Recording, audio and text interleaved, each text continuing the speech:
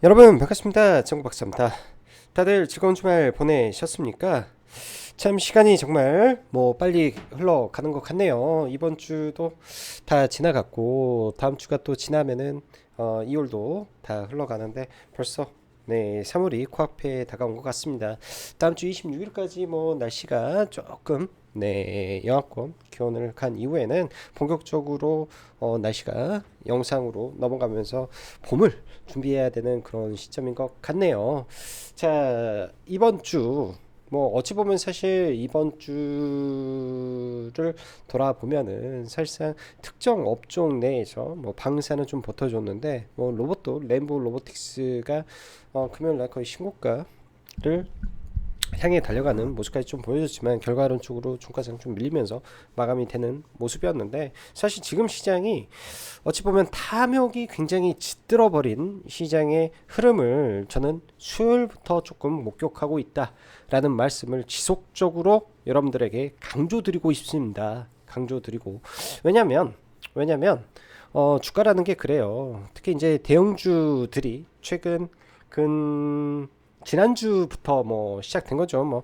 하나 에어로스페이스 폭등하고 그 다음에 하나 시스템 상한가 들어가고, 그리고 하나 비전 상한가 가고, 그리고 삼성 중공업 뒷북으로 날리고, 에라스 일렉, 두산 에너빌리티 등등 극대형주가 20% 30% 올라가는 시장의 흐름을 보였기 때문에 시장의 유동성도 폭발적으로 증가되고 사람들도 흥분하면서 시장에 참여를 하게 되고, 그와 동시에 막대한 거래 대금이 발생하기 때문에 비중도 극한으로 올라가는 그런 시장이 지난주 한 주간 진행이 됐었을 것이다 저는 생각을 합니다.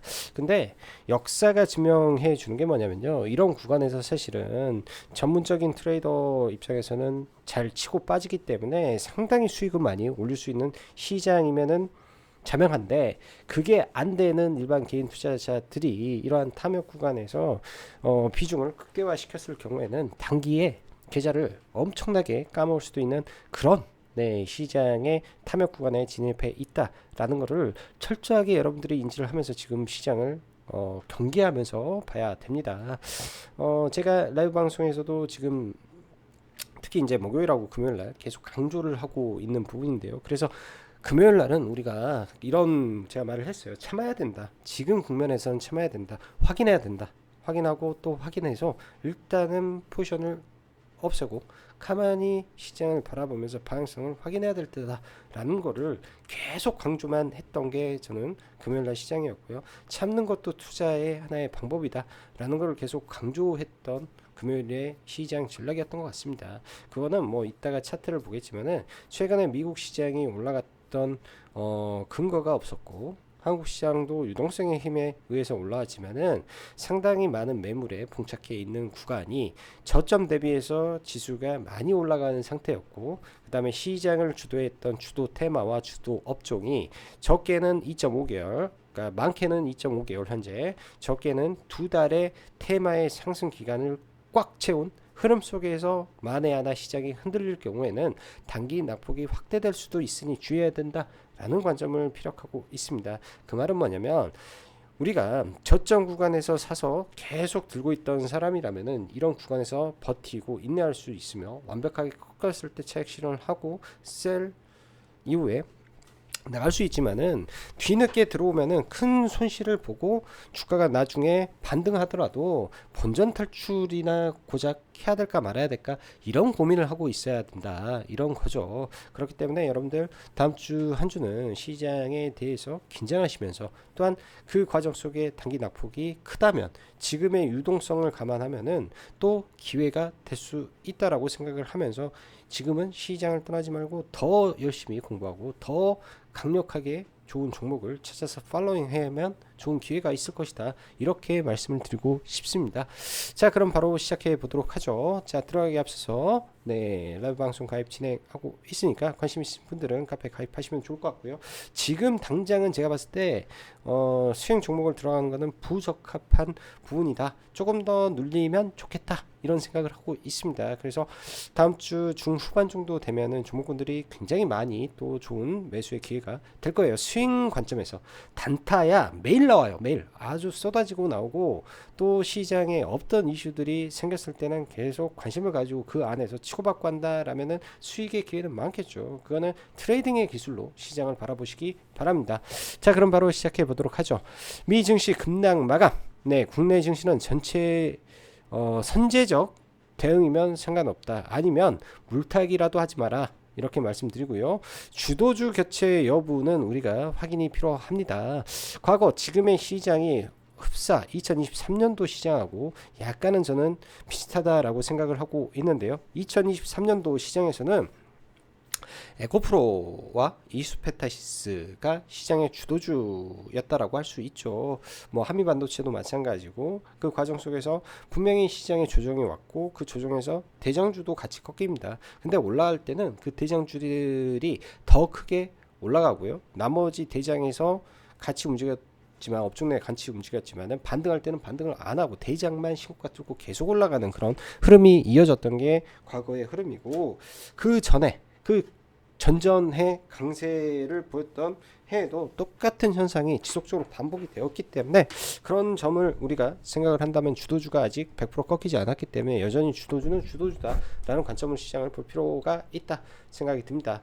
자, 주말 사이에 나온 뭐 여러 기사들 중에서 제 눈에는 일단 미국이 중국 선박에 미국 입항 시 수수료를 부과한다. 10여억 원 한 번에 14억 정도 그리고 톤당 144만원 150만원 잡고 하면 엄청나게 큰 돈이죠. 입항할 때마다 이런 게 발생하게 된다면은 굉장히 제가 봤을 때는 이슈가 나름 신선한 편에 속한다. 이런 거는 이따 뭐 차트를 보면서 종목군들 보면 좋을 것 같습니다. 자, 일단 미국 시장 시가는 강보합 출발을 했는데 종가상 비교적 큰 폭의 하락을 보였는데요. 하락의 국면 자체가 쓰리봉을 맞이하는 자리에서 하락이 나왔고 거의 대부분의 섹터가 다 빠졌기 때문에 시장에는 영향이 있을 겁니다. 뭐 물론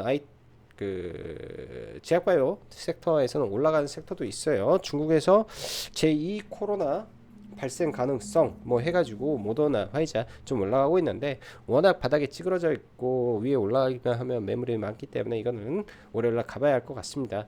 자, 금요일날 시장 보면은 사실상 상승 종수가 많고 코스닥은 오히려 강한 상승을 보이기까지 했기 때문에 좋았는데 여러분들 여기서 확인해야 될 거는 거래 대금의 감소입니다. 11조가 나왔던 전일의 거래 대금 대비해서 8조면은 상당히 많이 줄어든 상태에서 거래 대금이 진행이 됐다라는 거는 시장 유동성이 갑자기 이상해졌는데 이런 느낌을 받았어야 되고 빠져야 될 자리에서 왜 올라올까? 아, 이거 그냥 페이크 아니야?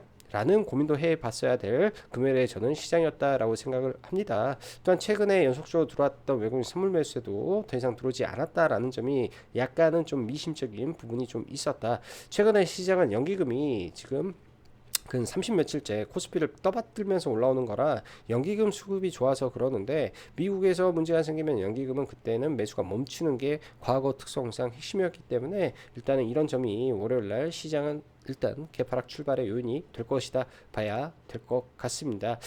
막말로 최근에 미국 시장 올라왔을 때 여러분들 뭐 다른 요인이 있었습니까? 없죠. 그냥 제가 볼 때는 많이 오른 상태에서 빠진 것이다. 이렇게 심플하게 시장을 바라보십시오. 자, 이미 목요일날 월마트의 실적이 미국에 발표가 됐습니다. 소비 시장의 흐름을 예측할 수 있는 부분인데 금요일 불안한 상태에서 발표된 1년의 소비자 심리 지수 대폭 하락, 서비스 PMI 하락 국면에 진입했죠. 네. 전달에도 빠졌고 이번에도 아예 50을 하회했기 때문에 하락 확장 국면이라고 합니다.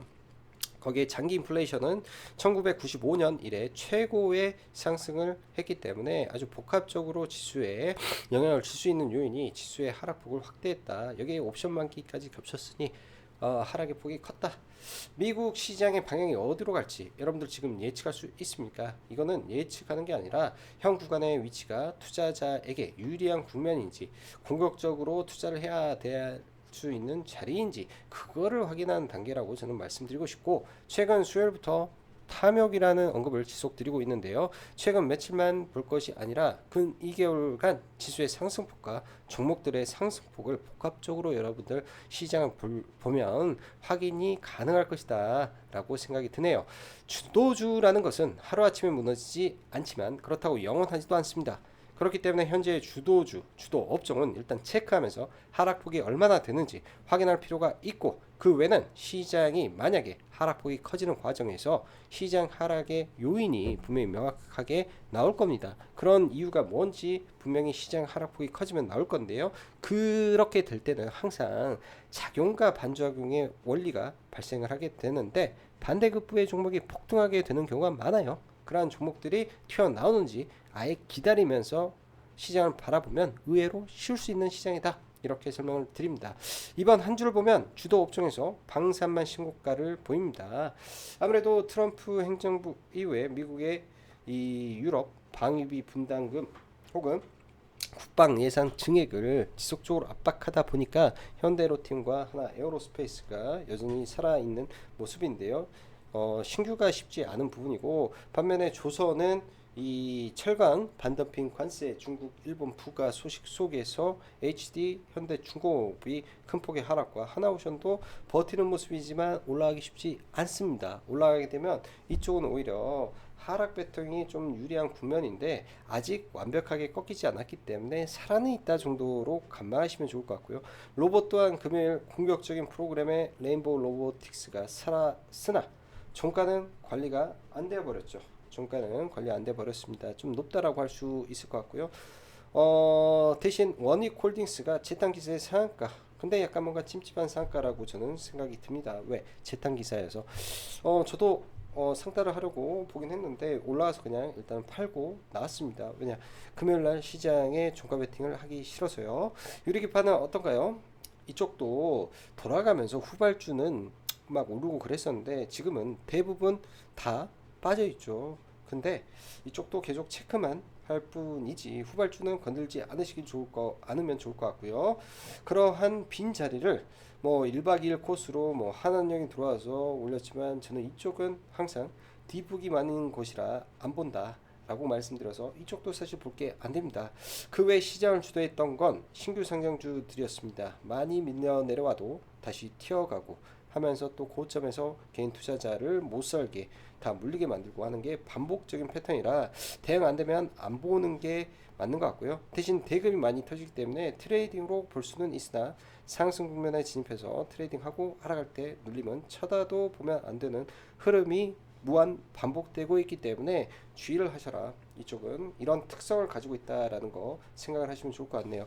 바이오 쪽은 제약바이오 쪽은 생각 외로 저는 종목군들 괜찮은 게 많은 것 같습니다. 한 예로 이제 알테오젠도 잘 버티고 있고 퓨처겜도 괜찮은 흐름이고요. 한올바이오파마도 나름 나쁘지 않고 SK바이오팜도 좀만 밀리면 매수 관점에서 볼 수 있을 것 같으니까 이 관세 노이즈가 없는 상태의 이 신약 플랫폼들은 괜찮지 않을까 정도 생각을 해보고요.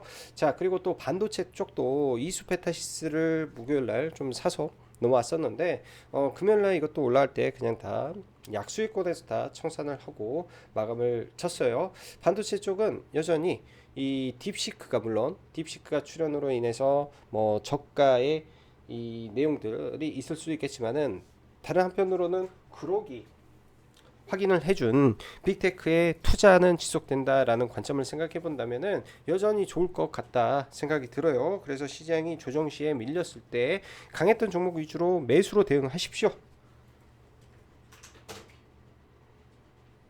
매수로 대응을 하시면 이쪽은 기회다라고 생각이 듭니다. 최근 2차전지 종목군들이 뭐 LG에너지솔루션의 이 공급 계약도 있었고 또한 현대차의 전고체 배터리 진출 이슈도 있으면서 전고체 관련된 종목군들이 특히 바닥권에서 굉장히 많이 올라왔습니다. 레이크 머터리얼도 거의 단기간에 7-80% 상승에 이수 스페셜티 케미칼도 올랐고 금요일날 한농화산까지 좀 올라오는 모습인데요. 탄력적인 부분에서는 확실히 전고체 관련주들의 탄력이 굉장히 강한데 3월 5일날 인터배터리 이슈가 시장에 남아 있으니 그 인터배터리 일정이 있다고 가정을 하고 조정이 시장에 깊게 나왔을 때 볼 수 있는 종목이다 라고 판단을 하면서 종목군들을 체크해 보시면 좋겠다 싶네요. 체크해 보시면 좋겠다 싶고요.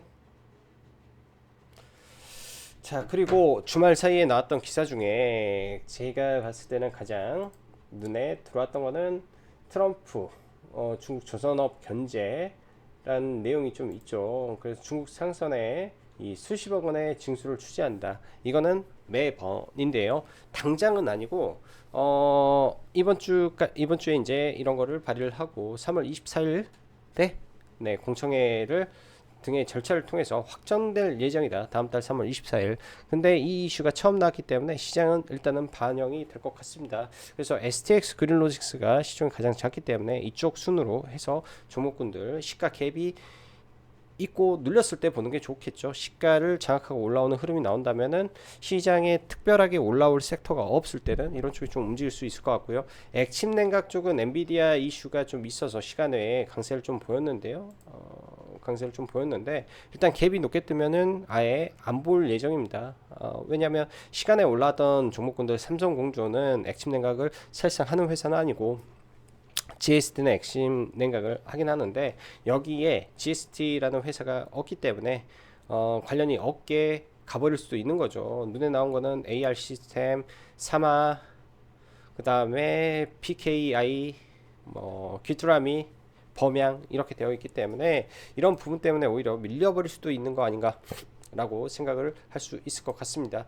자, 해외 증시부터 차트를 좀 보면요. 해외 증시부터 차트를 보면 일단 나스닥 종합을 보면 올라온 과정 속에서 이미 이날 음봉이 나왔죠. 음봉이 나왔는데 이때 목요일날 저가를 올리고 마감이 되었으나 위로 올라오면 바로 저항이라 올라도 저항을 맞을 확률이 높았는데 시장이 저항 맞고 바로 밀린 거라고 좀 봐야 됩니다. 지수로 보면 쓰리봉을 맞고 떨어지고 고가를 경신하지 못한 상태에서 하락이기 때문에 주의 깊게 봐야 되는 상황 맞고요. 지금 구간에서 미국 시장의 베스트는 그냥 박스권으로 가는 게 가장 베스트인데 계속 고점을 경신하지 못한다라는 거는 미국도 많은 이 빅테크 기업들이 가격 저항에 직면해 있는 상황이구나라고 판단을 하고 그냥 심플하게 생각을 하는 게 유리하겠죠. 나스닥 마찬가지고 고점 돌파했는데 바로 밀리는 거는 안 좋아요. 고점을 돌파했으면 지속적인 상승을 보여야 되는데 고점을 돌파하고 바로 밀리는 거는 그리 좋은 흐름은 아니다. 이렇게 되면은 계속 밀리게 되면 장기 이평선이 꺾여버리기 되기 때문에 미국 시장도 그리 좋은 건 아니고요. 자, 코스닥 지수를 보면 이렇게 단기적으로 이렇게 보면은 계속 상승 추세가 이어지는데 생각할 수 있겠지만 차트를 길게 볼 때 저점 대비해서 올라온 폭이 적지가 않습니다. 적지가 않죠. 이때도 단기간에 이렇게 올라온 것도 적지 않은 폭 이후에 급락을 해버리고 지금도 저가 대비해서 올라온 폭이 엄청 강합니다. 엄청 강한 상태에서 딱 봐도 강력한 저항이 있는 이런 구간에서 일단 첫 번째 저항이기 때문에 일정 구간은 조정을 이렇게 받고 가는 게 저는 좀 좋지 않을까. 근데 긴 호흡으로 봤을 때 지금 단기 이런 하락 국면을 채널을 완벽하게 잡아먹고 올라왔다 라고 본다면은 조정이 나와도 이런 구간들 지지해 주지 않겠냐. 일단 강하게 돌파하고 대금이 증가하면서 시장이 올라왔기 때문에 눈에 띄게끔 대금이 증가하면서 올라왔기 때문에 조정을 보여도 한 1, 2주 받으면서 옆으로 횡보하는 흐름에 조정이 나오지 않겠냐. 일단 이렇게 생각을 합니다. 과거 2023년도에도 마찬가지로요. 2023년도에도 지수가 올라오는 과정 속에서 중간에 한 차례 조정이 좀 대체로 있었죠. 이때도 거래 대금이 증가하면서 올라왔는데 이 구간에 2주간의 조정이 나름 좀 있었습니다. 조정의 폭은 지수로는 그렇게 크지 않았는데요. 체감상 느꼈을 때의 조정의 폭은 그때도 어느 정도는 있었어요. 이렇게 단기간에 한 4, 5일 정도 해서 지수가 대략 10% 정도 빠졌기 때문에 이런 형태의 조정이 혹여나 나올 수도 있으니 중간에 일단 주의하고 시장 안정화를 좀 찾아보는 게 좋겠다. 이런 생각이 듭니다. 자, 삼성전자부터 하나하나 종목군을 볼게요. 삼성전자는 박스권 흐름 속에서 일단은 지지하고 있는데 빠지더라도 지금 장기평선 돌려놔서 이렇게 해서 올라오는 그림으로 갈 것 같고, SK하이닉스는 그냥 박스권 흐름이라 계속 박스권 타고 갈 것 같고요. 최근에 LG에너지솔루션 저점 대비해서 좀 올라오는데 엔솔은 뭐 이런 한계를 좀 보일 것 같고요. 금요일날 포스코홀딩스가 철강 이슈로 좀 올라오면서 포스코 스틸리온이 좀 강세로 마감이 됐는데 연속성은 그렇게 좀 보기는 좀 어려운 것 같습니다. 최근에 대형주에서는 하나 에어로스페이스가 지속적인 우상향을 보이면서 지금 강한 흐름을 보이고 있는데요. 볼저밴드를 종가상 그러니까 강하게 놓고 음봉 맞고 종가상 이탈한 이후에 반등하게 되면 이 볼린저 밴드 상단이 저항으로 바뀌게 됩니다.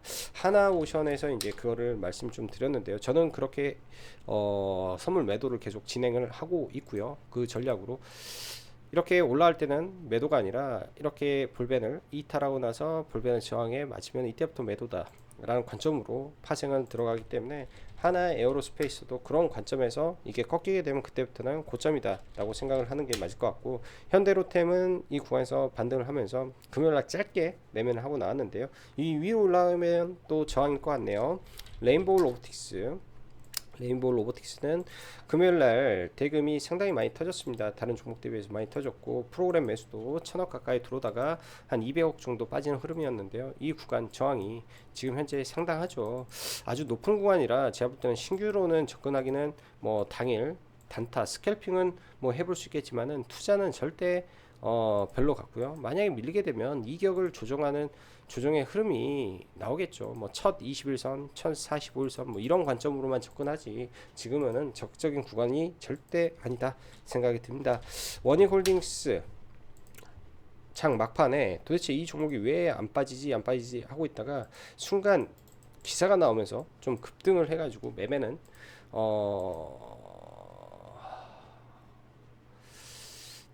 순간 타긴 했는데 중간에 그냥 팔아버렸어요. 시가 아래로 들어와서 순간 올라와가지고 빠르게 2% 정도 먹었던 것 같은데 상을 설마 갈까 했는데 바로 상한가 들어와서 얘는 매도를 했고, 모르겠네. 저는 이거 기사가 재탕 기사라고 생각이 들었는데요. 아무래도 이때 들어왔던 강한 대금의 자리를 지지하고 돌파하면서 이런 매물 소화를 했기 때문에 좀 올랐다라고 좀 보여지고요. 갭이 어느 정도 뜨는지 한번 체크 정도는 해볼 것 같습니다.